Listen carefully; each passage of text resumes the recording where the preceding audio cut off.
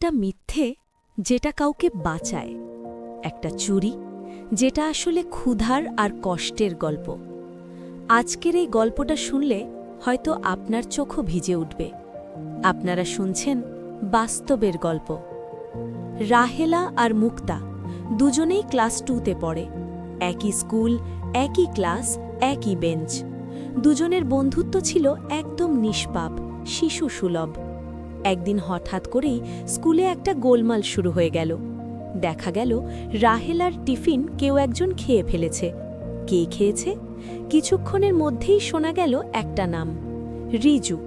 মুক্তা বিষয়টা সহ্য করতে পারল না। সে গিয়ে ক্লাস টিচারকে বলল, ম্যাডাম, আজ রিজু রাহেলার টিফিন চুরি করে খেয়েছে। ঘটনাটা গুরুত্ব পেয়ে গেল। রিজুর বাবাকে স্কুলে ডাকা হলো। সবাই দাঁড়িয়ে আছে। রাহেলাকেও ডেকে প্রশ্ন করা হলো, রাহেলা, তোমার টিফিনটা কি রিজু চুরি করে খেয়েছে? ক্লাসরুমে তখন নিস্তব্ধতা। সব চোখ রাহেলার দিকে। রাহেলা একটু থেমে শান্ত গলায় বলল, না স্যার, রিজু আমার টিফিন চুরি করে খায়নি। আমি নিজেই ওকে খেতে বলেছিলাম।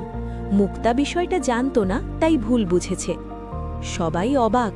ঘটনাটা সেখানেই শেষ হয়ে যায়। সবাই বাড়ি চলে যায়। কিন্তু দিনের শেষে ক্লাস টিচার রাহেলাকে আলাদা করে ডাকলেন।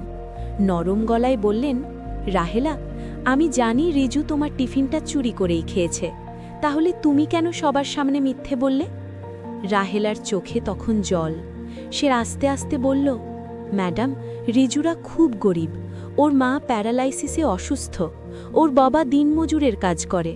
অনেক দিন ওদের ঠিকমতো খাওয়াও জোটে না।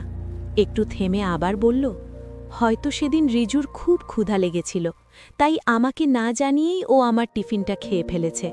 কিন্তু আমি যদি বলতাম ও চুরি করেছে, ওর বাবা হয়তো রাগে ওকে অনেক মারধর করত। রাহেলা মাথা নিচু করে বলল, আপনি আমাদের শিখিয়েছেন মিথ্যে বলা খারাপ, কিন্তু ম্যাডাম, কখনো কখনো একটা মিথ্যে কারো জীবন বাঁচায়।